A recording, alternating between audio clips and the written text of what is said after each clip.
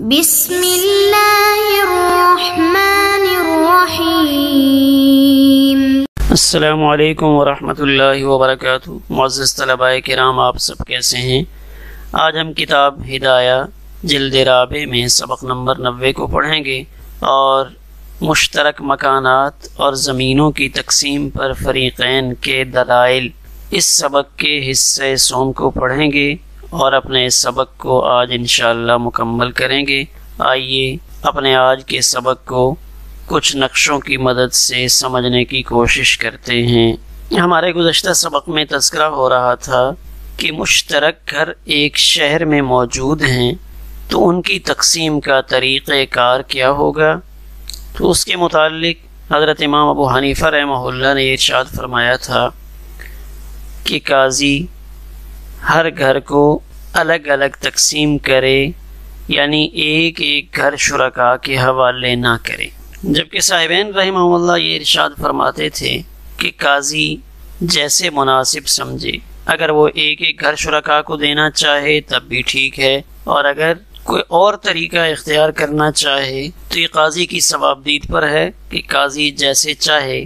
ان گھروں کو تقسیم کر دے۔ یعنی صاحبین یہ فرماتے تھے کہ تینوں کو ایک ایک مکان دے دے، اوپر کسی کو کوئی رقم نہ دے، تو قاضی کو اس کا اختیار ہے۔ مثلا ایک کو 5 لاکھ والا گھر مل گیا، ایک کو 4 لاکھ والا گھر مل گیا، ایک کو 4.5 لاکھ والا گھر مل گیا، تو قاضی کو اختیار ہے، چاہے حصے دار اس پر راضی نہ بھی ہوں، اور اس کا بھی اختیار ہے کہ ہر مکان میں تینوں کا حصہ ڈالے، پھر ہر مکان کی قیمت لگا کر توافق کرے اور حصے کر۔ جبکہ امام ابو حنیفہ رحمہ اللہ یہ فرماتے کہ ہر گھر کو علیحدہ علیحدہ تقسیم کرے، یعنی علیحدہ تقسیم کرے اور اس کے اعتبار سے برابری کرنے کی کوشش کرے۔ مثال کے طور پہ اب ہم اس نقشے میں دیکھتے ہیں کہ یہاں 3 گھر موجود ہیں۔ ایک یہ والا گھر ہے، یہ بھی شہر کے اندر ہے، جس کی مالیت 50 لاکھ روپیہ ہے، لیکن یہ ذرا ایک طرف ہے، اس کے قریب کوئی ہائی وے موٹر وے نہیں گزر رہی، اس کے قریب کوئی مسجد نہیں ہے، کوئی بازار نہیں ہے، کوئی ہاسپٹل نہیں ہے۔ یہ مکان آبادی کے اندر ہے اور یہ بادشاہی مسجد کے قریب میں واقع ہے۔ اسی طرح یہ مکان، یہ بھی شہر کے اندر ہی ہے، ایک طرف ہے شہر میں، لیکن یہ موٹر وے پر واقع ہے۔ تو یہ 3 مکان ہیں، رقبہ ان تینوں مکانات کا ایک جیسا ہے، تینوں مکانات 10 مرلہ پر تعمیر کیے گئے ہیں، اور پھر ان تینوں میں 6 کمرے ہیں۔ کمروں کے اعتبار سے بھی برابری ہے، جگہ کے اعتبار سے بھی برابری ہے، لیکن محل وقوع کے اندر فرق ہے۔ اب اس محل وقوع کے اندر فرق کی وجہ سے کہ چونکہ بالکل ایک طرف ہے، آبادی کے ایک کنارے پر ہے، اس کی مالیت 50 لاکھ روپے ہے۔ یہ والا گھر ہے، یہ بھی 10 مرلے کا، لیکن یہ گھر چونکہ ایک بڑی عظیم الشان مسجد کے قریب واقع ہے، تو مسجد کے قریب ہونے کی وجہ سے، آبادی کے اندر ہونے کی وجہ سے اس کی مالیت 1 کروڑ روپیہ ہے۔ یہ تیسرا گھر، یہ اگرچہ آبادی کے اندر تو نہیں ہے، لیکن موٹر وے چونکہ ایک بہت اہم شاہراہ ہے ملک کی، تو یہ گھر بالکل اس کے لب پہ واقع ہے، تو موٹر وے کے قریب ہونے کی وجہ سے اس کی مالیت بڑھ گئی ہے، اور یہ گھر 1.5 کروڑ روپے مالیت رکھتا ہے۔ تو صاحبین یہ فرماتے ہیں کہ قاضی کو یہ بھی اختیار ہے کہ ایک ایک گھر شرکاء کو دے دے، ایک احمد کو دے دے، یہ حماد کو دے دے، اور یہ محمود کو دے دے۔ برابری کرنا چاہے تو برابری بھی کر سکتا ہے۔ مثلا یہ گھر، یہ والا گھر احمد کو ملا ہے، اس کی مالیت 50 لاکھ روپیہ ہے۔ یہ گھر اس نے محمود کو دیا ہے، اس کی مالیت 1.5 کروڑ روپے ہے۔ تب قاضی اگر برابری کرنا چاہے تو محمود سے کہے گا کہ بھئی میں چاہتا ہوں کہ سب کو برابر مالیت ملے، یعنی آپ 3 افراد ہیں، 3 کروڑ مالیت بنتی ہے، تو 50 لاکھ روپیہ آپ احمد کو دو گے۔ تو جب یہ محمود 50 لاکھ روپیہ اس مکان کے مالک احمد کو دے گا، تو اس کے پاس 50 لاکھ کا گھر پہلے سے ہے، 50 لاکھ ادھر سے ملے گا، تو اس کی مالیت 1 کروڑ ہو جائے گی۔ حماد کو پہلے ہی جو گھر ملا ہے وہ 1 کروڑ روپے کا ہے، تو اب گویا کہ اس اعتبار سے برابری ہو گئی کہ اس کو بھی 1 کروڑ مل گیا، اس کو بھی 1 کروڑ ملا، اور اس کا بھی 1 کروڑ ہو گیا۔ یعنی قاضی اگر برابری کرنا چاہے تو برابری کر سکتا ہے، اور برابری نہ بھی کرے، ایک ایک گھر تینوں شرکاء میں سے ایک کو دے دے، تو قاضی کو اس کا پورا اختیار ہے۔ امام ابو حنیفہ رحمہ اللہ یہ فرماتے ہیں کہ نہیں، ان تینوں گھروں میں قاضی ہر گھر کے اندر تینوں کا حصہ رکھے گا، یعنی یہ والا جو گھر ہے اس گھر کے اندر بھی تینوں کی ملکیت ہے۔ مثلا اس گھر کی مالیت 50 لاکھ روپیہ بن رہی ہے، تو اس 50 کو ہم 3 پہ تقسیم کریں گے،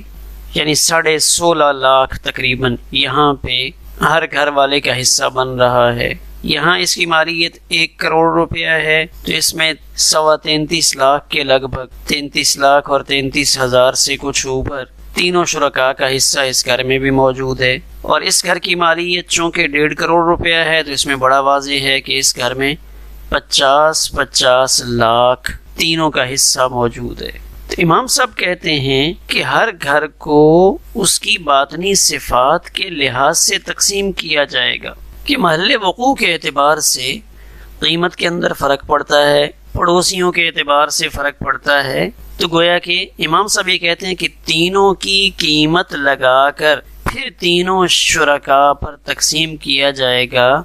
ہر ایک کو ایک مکان نہیں دیا جائے گا، اس کو قسمت فرد بھی کہتے ہیں۔ امام ابو حنیفہ رحمہ اللہ جو رائے اختیار فرما رہے ہیں اس کو قسمت فرد کہتے ہیں۔ قسمت و بعضها فی بعض کا محاورہ بھی استعمال ہوتا ہے کہ مکان کی ظاہری حالت دیکھ کر ہر ایک شریک کو ایک ایک مکان دے دیں، اس کی قیمت لگا کر تقسیم نہ کریں، تو اس کو قسمت جمع کہتے ہیں۔ امام ابو حنیفہ رحمہ اللہ کے نزدیک یہاں قسمت فرد کو اختیار کیا جائے گا اور قسمت جمع کو اختیار نہیں کیا جائے گا۔ صاحبین رحمہ اللہ نے اختیار دیا تھا کہ آپ قاضی کے سپرد کر دیں، کہ قاضی جس انداز میں تقسیم کرنا چاہے اس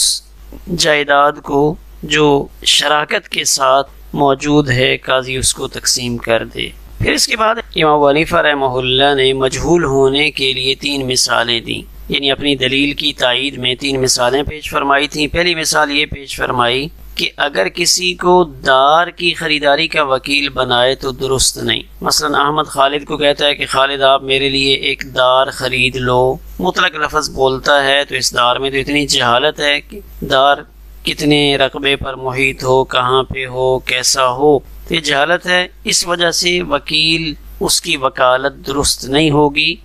اس دار کے لفظ کے واضح نہ ہونے کی وجہ سے۔ دوسری مثال دی کہ مہر میں اگر کوئی شخص دار مقرر کرے تو یہ بھی درست نہیں، کہ عبدالغفار اپنے نکاح میں اپنی اہلیہ کے لیے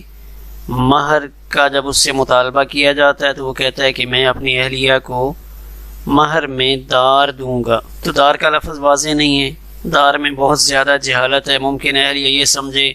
کہ جو گھر وہ مجھے دے رہا ہے وہ 50 لاکھ روپے پر مشتمل ہوگا اور اچھی جگہ پہ ہوگا، اور عبدالغفار کے ذہن میں ہو کہ میں شہر کے ایک کنارے میں ایک پرانا سا گھر لے کر دے دوں گا، جس سے آئندہ چل کر لڑائی جھگڑے کا اندیشہ ہے۔ اسی طرح تیسری مثال امام ابو حنیفہ رحمہ اللہ نے کپڑے کی دی تھی، کہ کپڑے کا لفظ بھی ایسا ہے اور اس کے اندر 2 مسئلے ہیں۔ اگر احمد خالد کو وکیل بناتا ہے کہ خالد میرے لیے کپڑا خریدو، اور یہ لفظ مطلق بولتا ہے، اس کے ساتھ کوئی قید نہیں لگاتا، کپڑے کی تفصیل بیان نہیں کرتا، تو یہ کپڑا خریدنے کا وکیل بنانا بھی ٹھیک نہیں۔ اسی طرح عبدالغفار اگر بطور مہر اپنی اہلیہ کے لیے، عبدالرحمن بطور مہر اپنی اہلیہ کے لیے اگر کپڑے کے 50 تھان مقرر کرتا ہے کہ میں اپنی اہلیہ کو بطور مہر 50 تھان کپڑا دوں گا، تو یہ بھی درست نہیں، کیونکہ کپڑے کے اندر جہالت ہے۔ سبق کے آخر میں یہ مسئلہ آیا تھا، عبارت میں دیکھیں، بخلاف الدار الواحدۃ اذا اختلفت بیوتها، بخلاف اس ایک گھر کے جس کے اندر کمرے مختلف قسم کے ہوں، لأن فی قسمت کل بیت علی حدۃ ضررا، تو ہر کمرے کو علیحدہ تقسیم کرنے میں تو نقصان ہے، فقسمت الدار قسمتا واحدۃ، لہذا یہاں گھر کے اندر قسمت واحدہ کو اختیار کیا جائے گا۔ تو اس صورت کو ہم یہاں سمجھ، یہ ایک گھر ہے، اس گھر کے اندر 3 کمرے ہیں، یہ کمرہ نمبر 1 ہے، یہ کمرہ نمبر 2 ہے اور یہ کمرہ نمبر 3 ہے۔ ان تینوں کمروں کی جگہ تو برابر ہے، یہ تینوں کمرے 2 مرلے پر محیط ہیں، تو اب ان کمروں کی جب تقسیم کا موقع آئے گا، یعنی یہ گھر 3 افراد کے درمیان ہے، تو اب ایسا نہیں ہو سکتا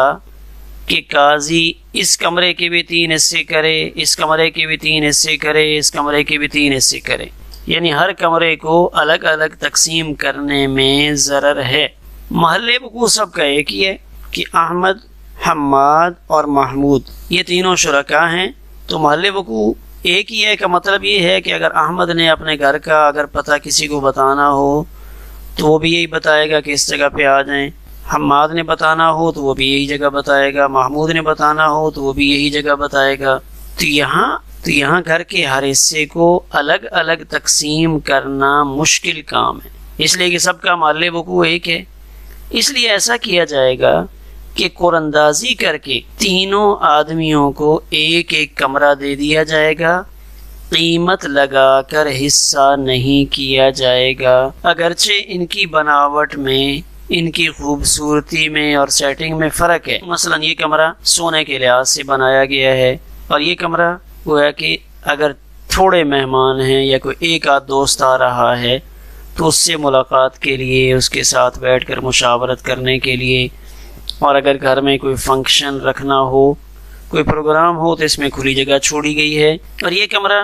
کہ جس میں کافی سارے مہمانوں کو بٹھایا جا سکتا ہے، تو یہ تینوں کمرے مختلف حیثیتوں کے حامل ہیں، گرمی سردی کے اعتبار سے بھی ان کے اندر فرق ہو سکتا ہے،